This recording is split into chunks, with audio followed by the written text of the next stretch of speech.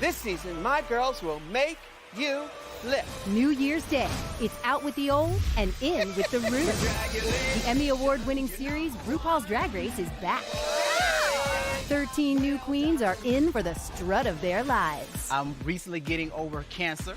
You're changing the shape of drag. This is big. I feel like I have sisters in y'all. I hope you like surprises. I've got a big one. Everything you know She is here to play. And play. is about to change. This is crazy. Think you know Drag Race? Let me take a deep breath. Think again. What's happening? We're kicking off with 6 lip syncs for your lives. For our life on day 1. It is time to bury these girls. Oh my God, season 13! Take a look around, honey. You got some competition. Where? RuPaul's Drag Race. New season rings in New Year's Day. Only on VH1. Well, here we are again, except this time we're seniors and we're gonna rule the school. Oh my gosh, I'm so happy to be back with the RuCap with Q Life Media. Where are all my bitches? Get them in the room. Where they at? Ah, hey Andrew.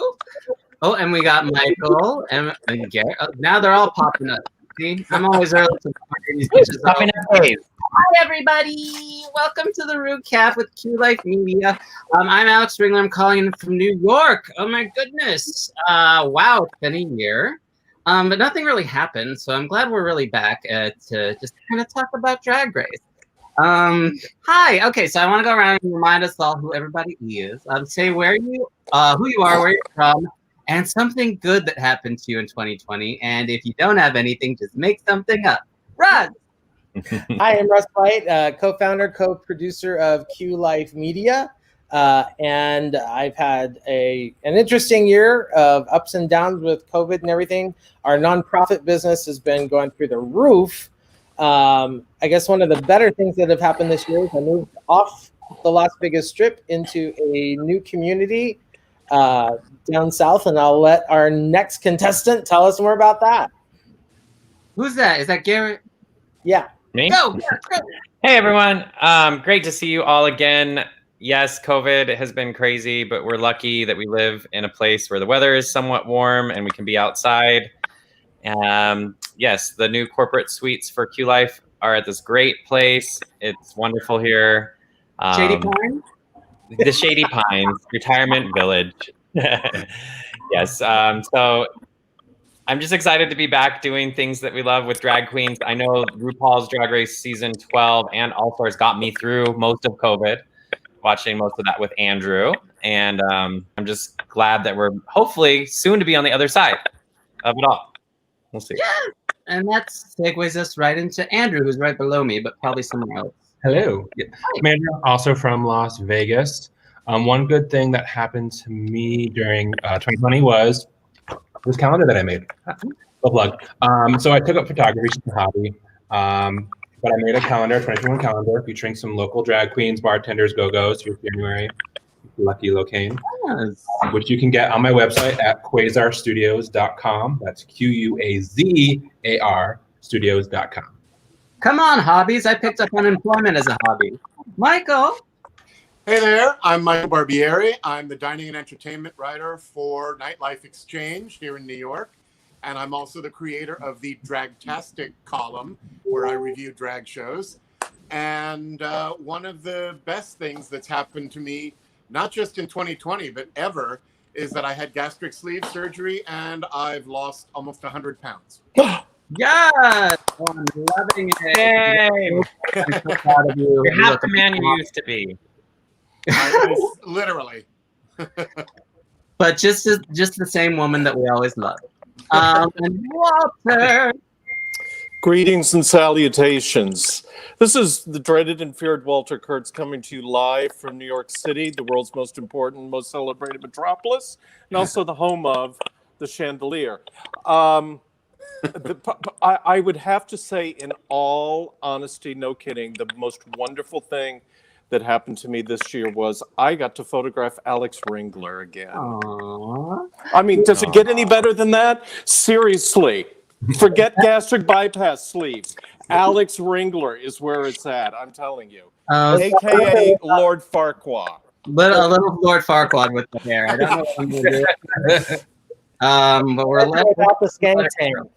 Oh, I do have my skank tank on. We couldn't decide whether I wanted to be shirtless or not because I'm never shirtless ever, especially not online. But this is my Bukkake Barbie skank tank. I don't know if you can see it. Wait, I'm gonna move in.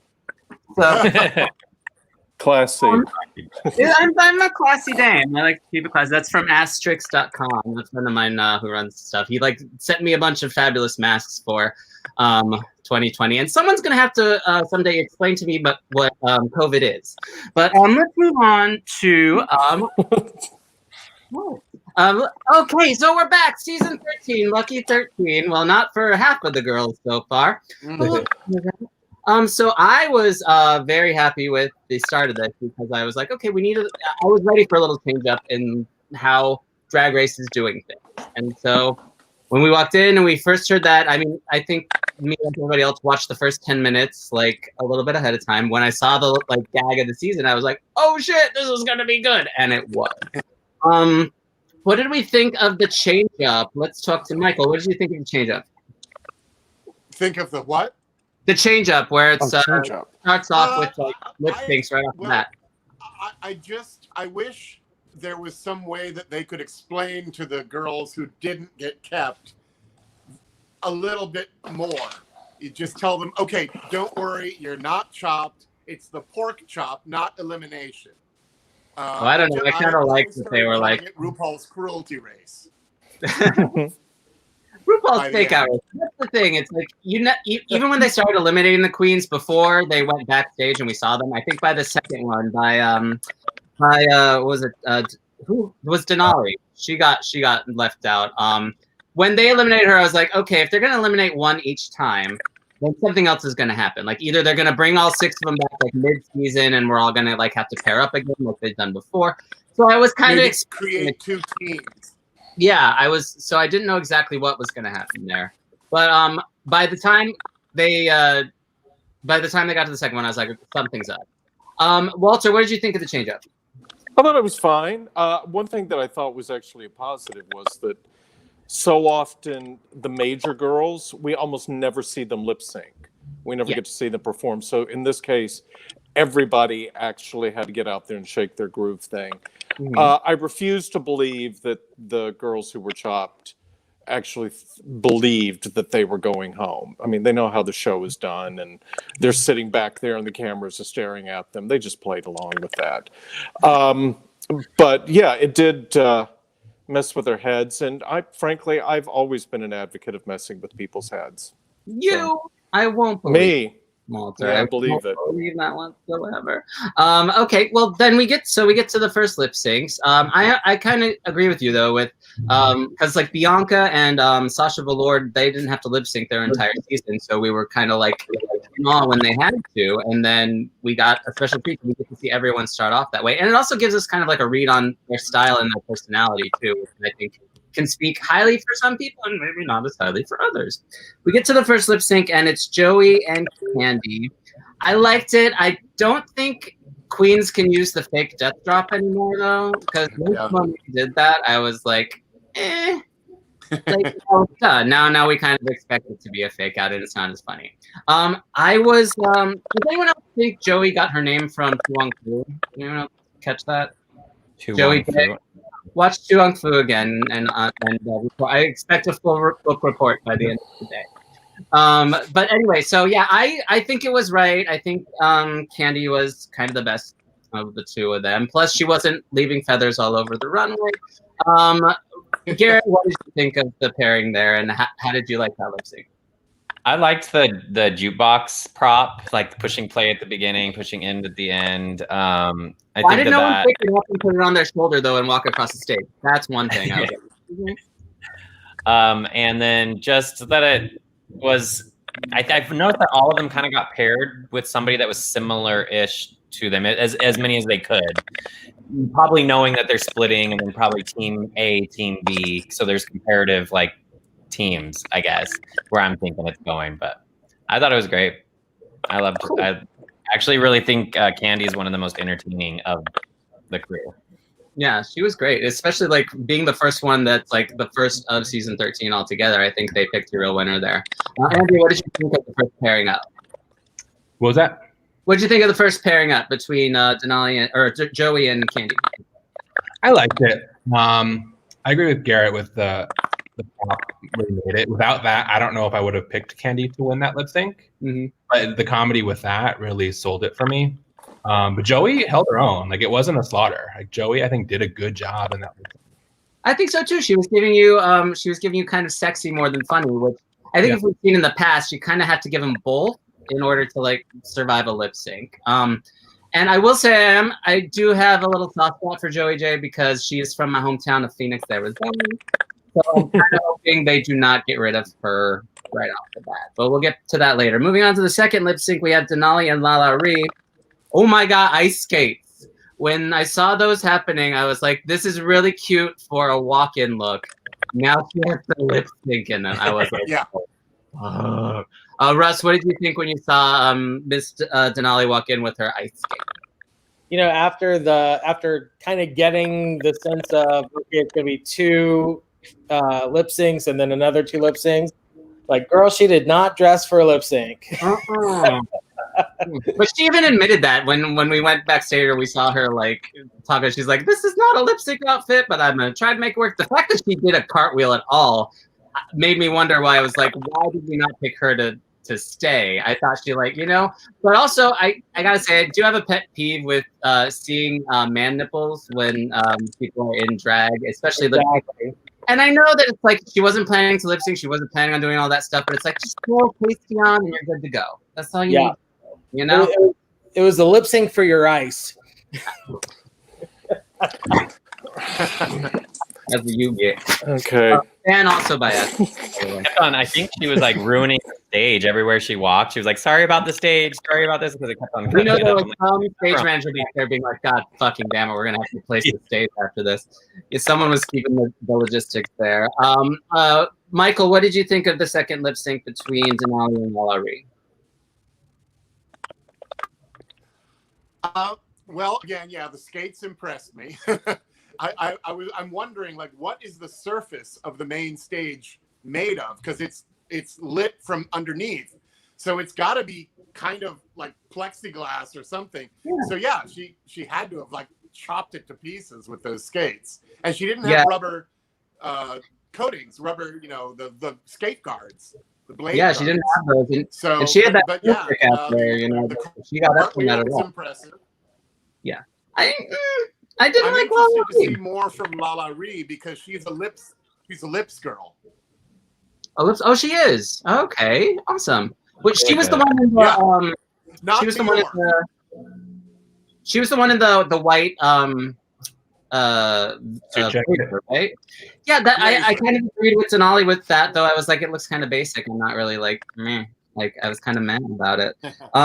So I was kind of surprised when they kept her over Denali, but I'm wondering if they were like Garrett says, maybe separating people up, being like, well, we want kind of like maybe someone better in this team over here, so let's put her in the pork chop area. I don't know. We'll all find out as the weeks continue. Then we get to Simone and Tamisha. I called her No Neck Joe because I was like, excuse me. She had the shoulder pads up to here, and then it just like made her look like she was a head on a clavicle, and I was like, I don't know if it was the best look. But I think they both looked gorgeous. I think they both did very well with Janet's Pleasure Principle. Walter, what did you think of this matchup?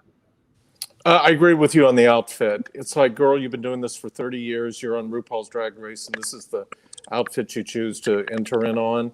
It was crazy, but at the same time, it did nothing for her. It made her made her look like she had no neck. Anyway. Yeah, and I thought her choreography was fun and cool and all of that, but nothing was going on with her face. So I agreed with that particular chop, if you will.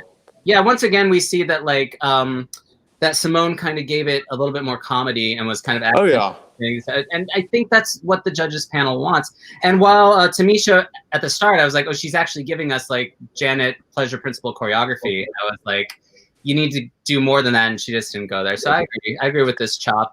What did you think, Mr. Andrew? I think at the start of the lip sync, it was Tamisha and Simone, and then as it went on, it switched balance because Simone ended on the high note. I would stay. Absolutely. I think Tamisha would have stayed. Yeah, she totally. I think she definitely rose to the challenge. But I think even like backstage, she was seeing that. She was like, "Oh, she knows Janet.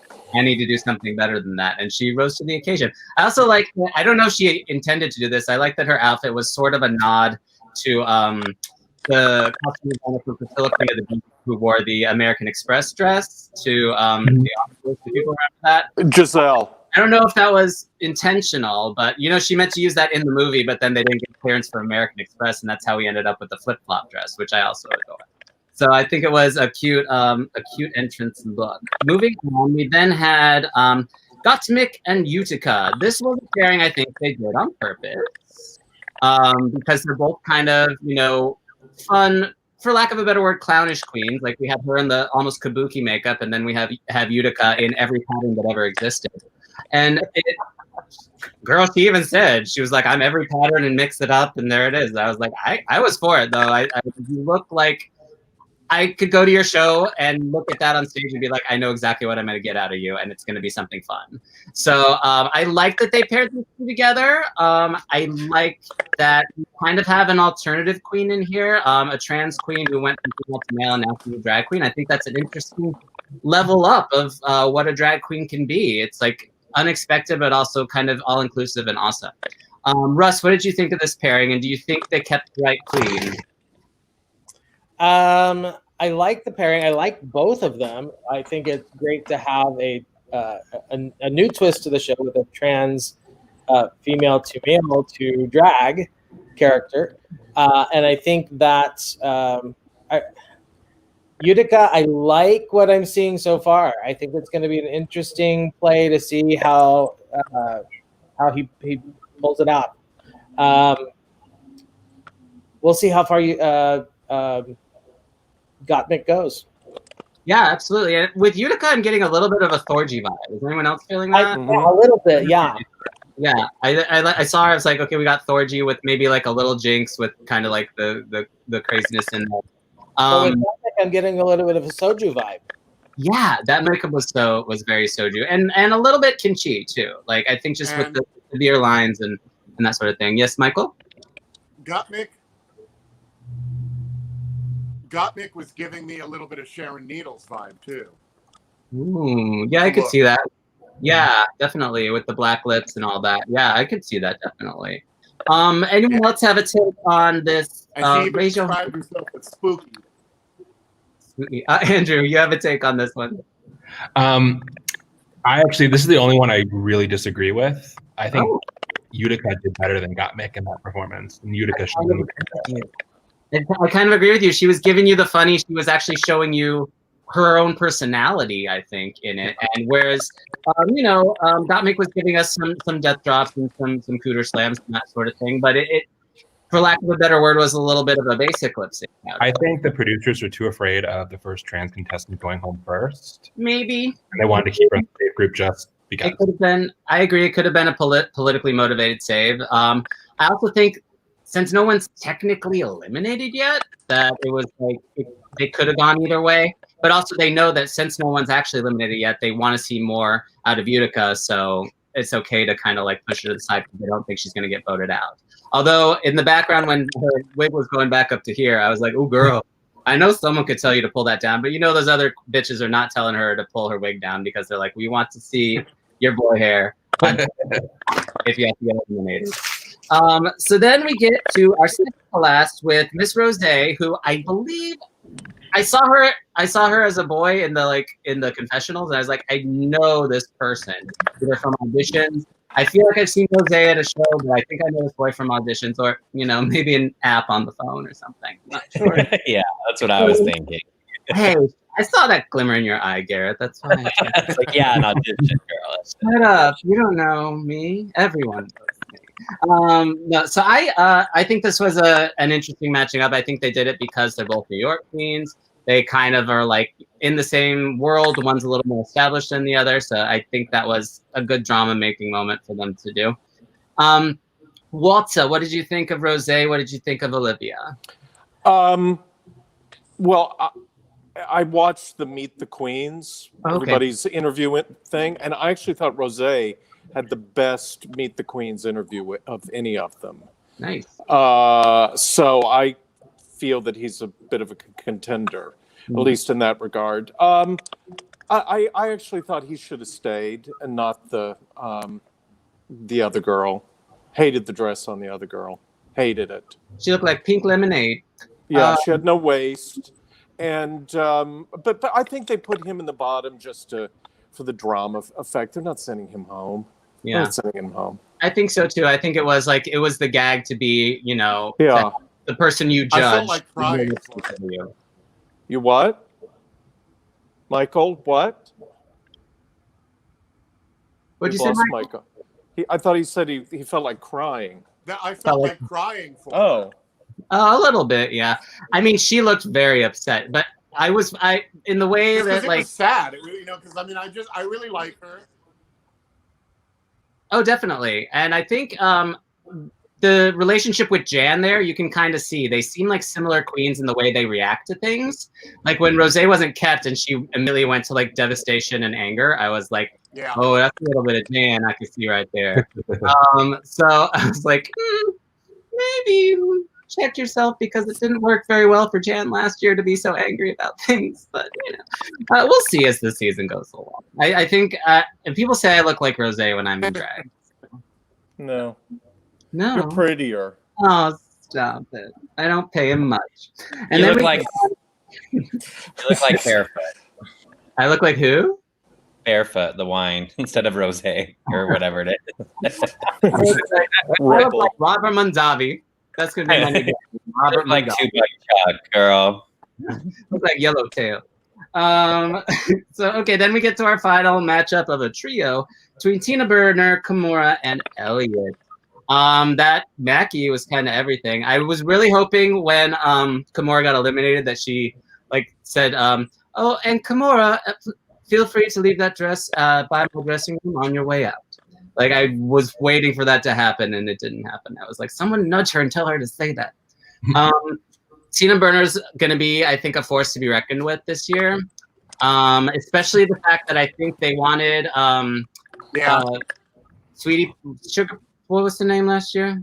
The one Sherry Pie. Sherry Pie. Why was I thinking Sugar Pie? Because I think they were trying to make Sherry Pie maybe up in the ranks, and then that didn't happen last year.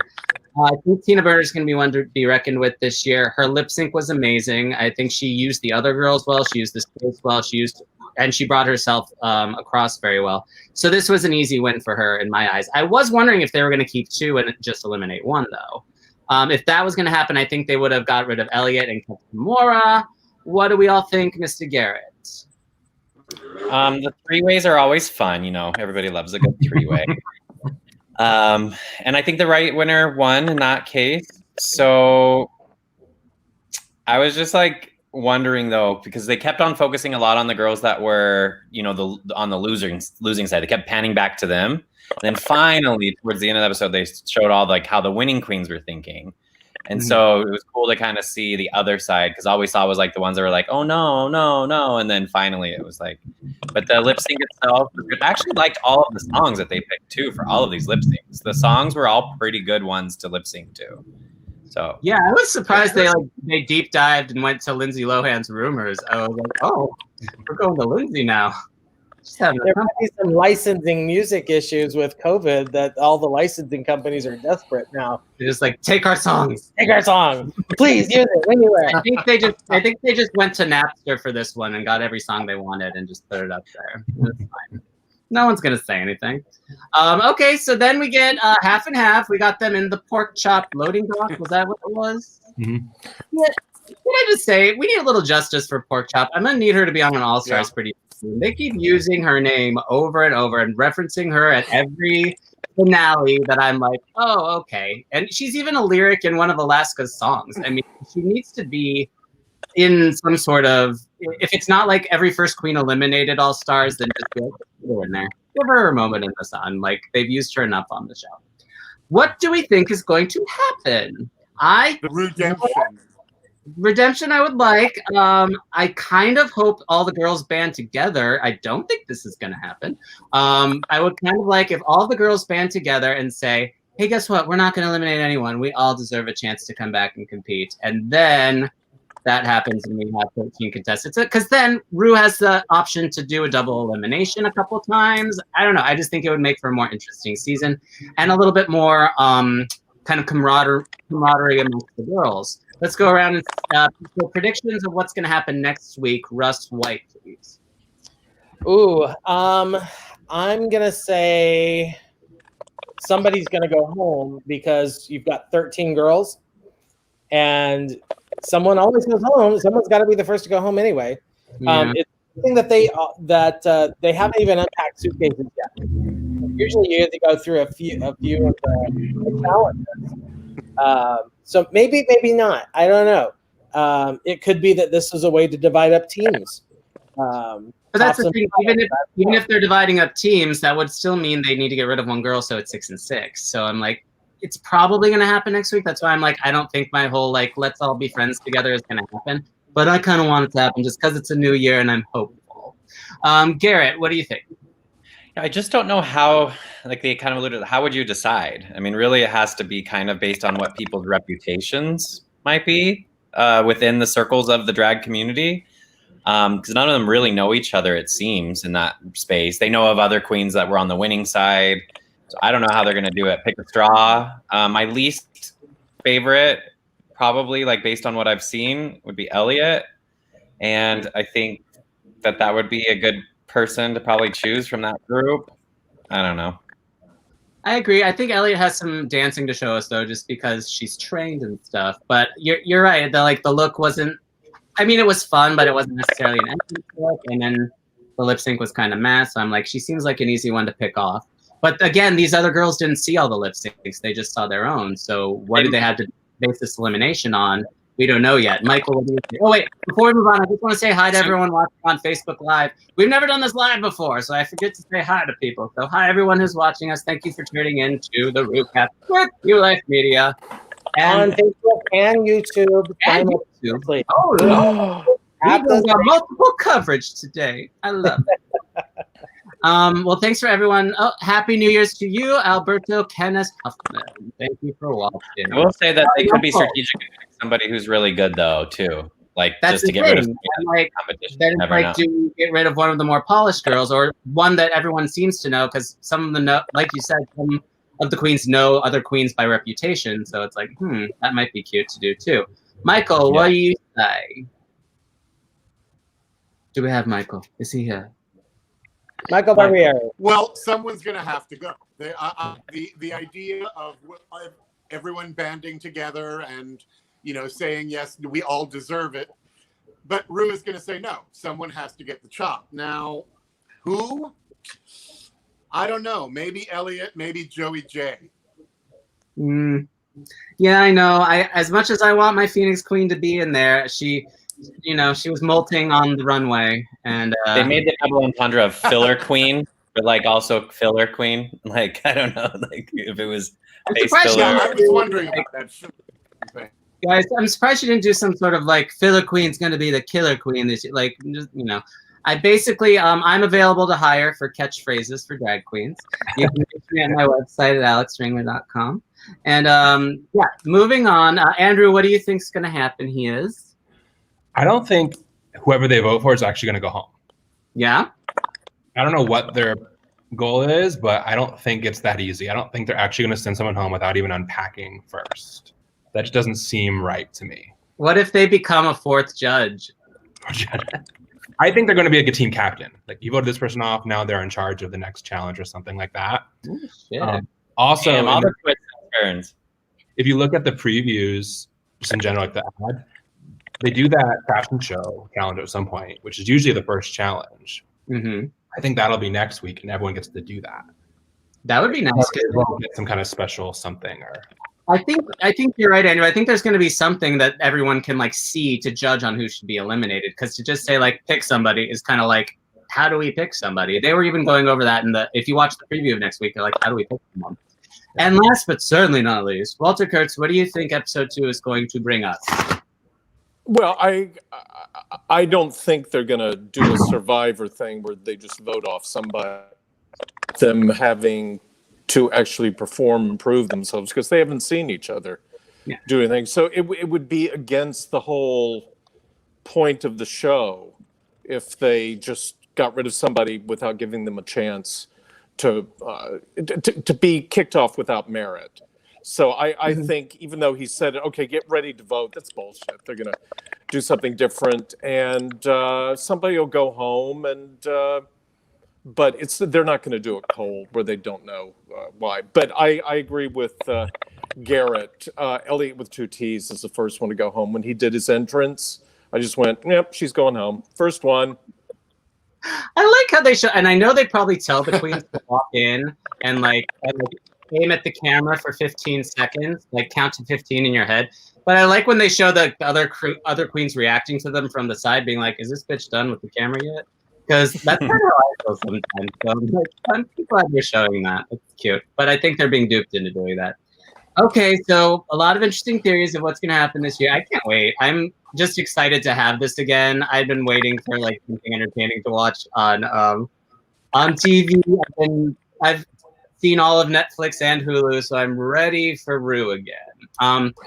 Finally, I know it's early.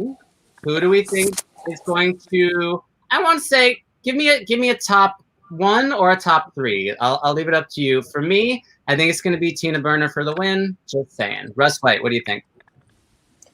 For my top 3 for the season, I think Tina Burner, Denali, and Tatiana. Tatiana? Yep, just throwing it out there. Tamisha? Tanisha, you mean? Which one's she? She's the shoulder pants. She's I'm looking at a really small print on my screen, and it looks like Tatiana. Well, we're all gonna have to get our readers on soon. The cancer girl.